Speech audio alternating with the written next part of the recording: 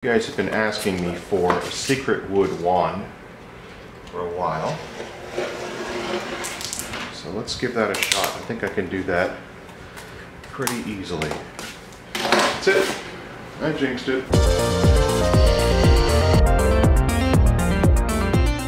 I picked up this piece of maple a while ago at a salvage yard, and I just loved how craggly it was. This is some damage here, either caused by insects or rot, or maybe a little bit of both. So we're going to cut a chunk of it off on the bandsaw, and we can bring it back over here to the bench.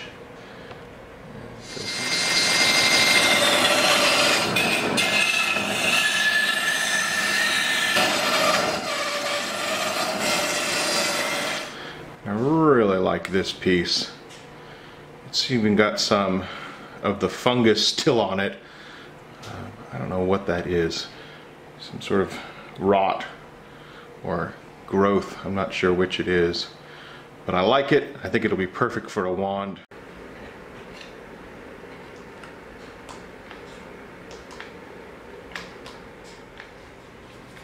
And I tend to be pretty heavy-handed with the hot glue.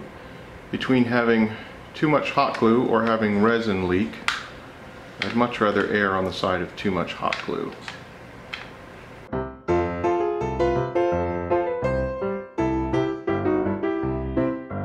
I feel like I've got hot glue on everything. Where is it leaking from now?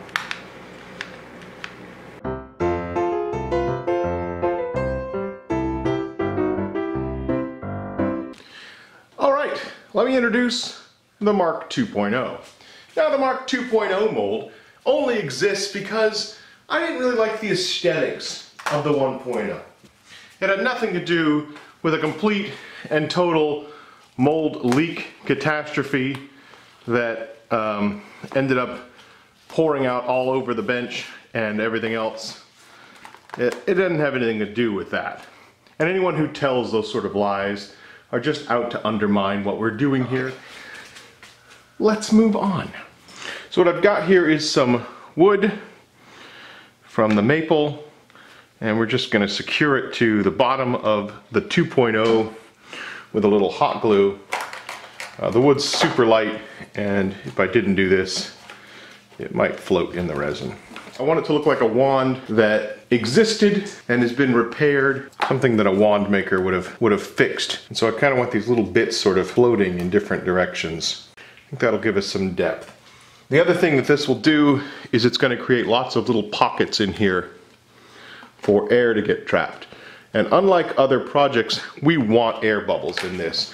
Air bubbles are going to give this piece the look that we're after. Okay, so I think that should be good. I think the mold Mark 2.0 should hold resin this time. And so what I'm going to do next is I'm going to mix up some resin. So we're going to be using Total Boat, and it is a 2-to-1 resin mixture. And so all you have to do is get these mixing cups, and they actually have the recipe here on the side. And so you can see, you fill up resin to the first one, and then you fill up hardener to the second, depending on how much total resin you want. I think this third line here, 16 ounces, should be more than enough. So we're going to fill resin up to this number 3, and then we're going to fill hardener up to this number 3, and that will give us our 2-to-1 ratio. We're going to be using emerald green pigment from the Just Resin folks. Just a couple drops. We do want this to be translucent still. And we're just going to stir that up.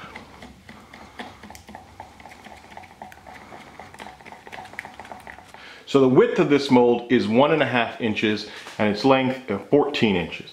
So since we're going to be turning this on the lathe, the depth of the resin doesn't need to be over 1.5 inches. Anything over 1.5 inches will get turned away anyway, because that is the width of our mold. So it doesn't need to be filled. And hopefully this one doesn't leak. Fingers crossed.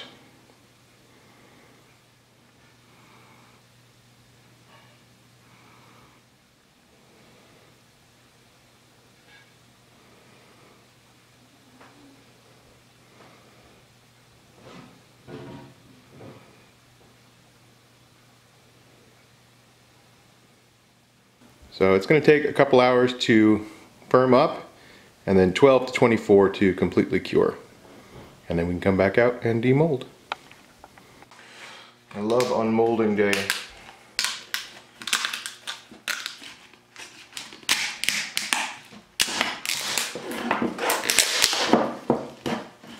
Whew!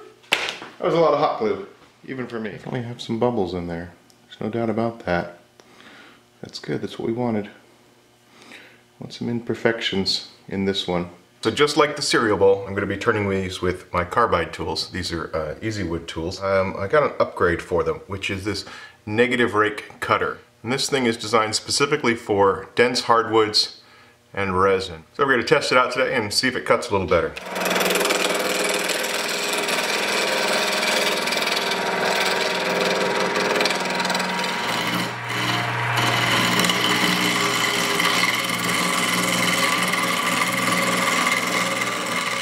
Turning a spindle like this, it's going to be really thin. What you want to do is you want to work from the tailstock side over to the headstock side, because this is where the support is on the chuck. We're going to work from this side over. If we thin this part out before, what happens is spinning on the lathe will actually cause a whipping action, and so the item will actually kind of bow out as it turns. That'll mess up your object.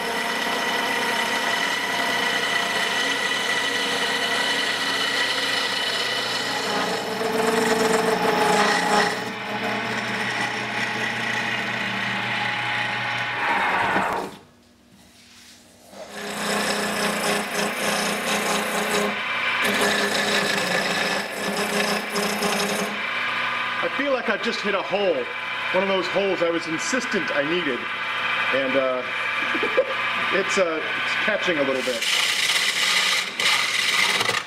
Look at that, the whole thing just flexed and I couldn't figure out why. I found one of my giant air pockets that I wanted so badly. And that is just barely hanging on there. I made a big old hole. Let's see if this holds. I'll put some stuff below it so it doesn't leak everywhere. Yeah, I was turning and the whole thing just shook violently. I was like, oh no, what did I do?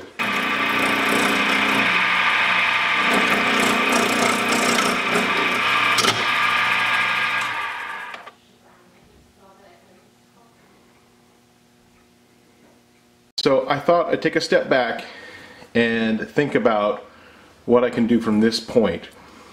And I came to the idea that I didn't necessarily need to turn this.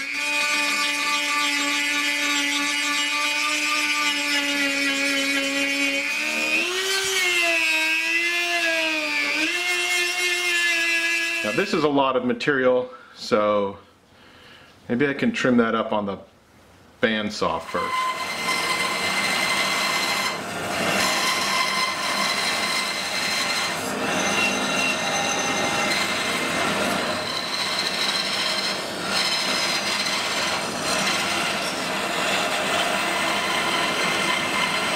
But I definitely like the look of that, and we're going to add some facets and sanding, and I think it's just going to be a sanding project from here on out.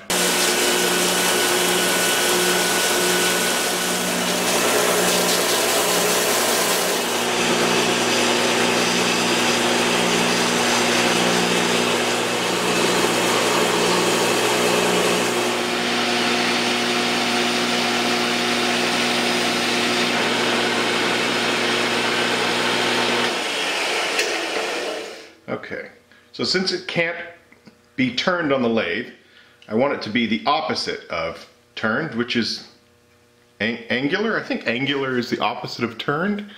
Does that make sense, right? It's got these sharp angles here and here. I want to get rid of this. I got some interesting bumps, and I think I'm just gonna, I don't know, I want those, rid of them.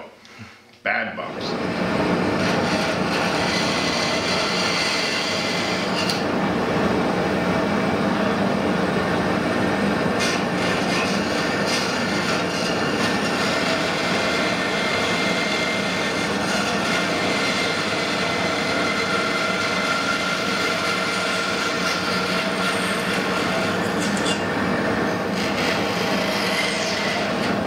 Maybe that was a bit of a bad idea. I think it'll still look really cool. Yeah, I think that was a bad idea. All right, to the Dremel.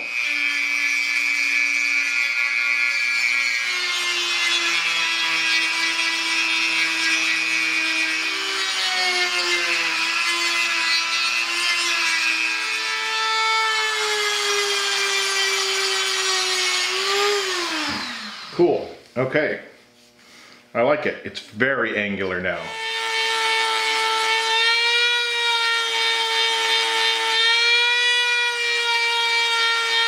It's all over me. Holy cats. So normally I would sand this, but I think that'll ruin all of our facets and soften them all. What I ended up doing was just shoving a paper clip up into this hole, and it's in a good spot where this can hang. So what I have is I have a string hanging down from the ceiling, and I'm just going to hook this little fella on the string. I'm going to mix up a small amount of resin, and I've only got one glove left, so I'm wearing it on my left hand. I don't know why. And this small amount of resin is all we're gonna need to paint. This is not a great idea. That's just spinning. Are you ever gonna stop spinning? And we're just going to paint, I'm just gonna paint on a layer of resin. And the transformation is almost instant. See how that just lets the light shine through? Now again, if we had sanded this first, we would get a better surface, but I would lose these really sharp edges of mine. And the wood should shine up pretty nice too. This is a nice piece of maple. Whew. Yeah, okay, there we go. And a nice coat of resin on it. It's actually tipping forward, so if we do have any drips, they'll be right at the end. It's actually a really good thing, once again, totally not expected. And this bonkers paperclip idea appears to be holding. So, for some reason, things are working out. I'm not going to push my luck and say everything's going to be great, because that would just be stupid. I wouldn't do it. So much for whipping out an easy project before the end of 2018. Here it is. It is not at all what I had in my head when I started this and said how easy this was going to be. I put way too many bubbles in here. What I wanted were micro bubbles, and I thought they'd look really cool. What I got were macro bubbles, and they were huge, and one of them was ginormous. It went through the entirety of the piece, and I couldn't recover from it. What you didn't see in the video is that it was not filled once or twice, but 3 times before I finally gave up. And I really like how it turned out. I love how sharp it is and how angular it is, and it's a very different wand from other turned wands I've made. And I really like the way the resin and the wood interact and the air pockets that we have in there. And it does give it that look of not only a broken wand that was repaired, but maybe something that has a bit of malice to it. I like this idea that this wand itself is malicious in some way. Now, if you remember the secret wood ring that I originally made, one of the problems I had when sanding it is that I rounded over all the facets. And so all of these really sharp edges that I had got all rounded over, and I didn't want to do the same thing with this wand. And so I'm glad I jumped right to the resin. The surface is not as smooth, but it works for this wand. You know, it doesn't need to be as smooth.